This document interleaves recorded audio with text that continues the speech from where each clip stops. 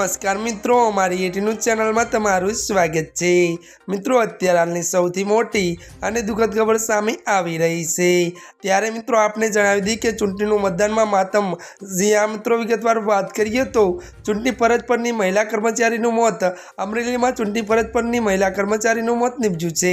मळती माहिती अनुसार जणावी दी के जाफराबाद शहेरना सागरशाळा में चूंटणी फरज बजावता कौशिकाबेन अचानक ज टળી પડ્યા હતા અને તેમને ખાનગી હોસ્પિટલ ખસેડવામાં આવ્યા હતા। જો કે હોસ્પિટલમાં ફરજ પરના તબીબી તેમણે મૃત જાહેર કર્યા હતા।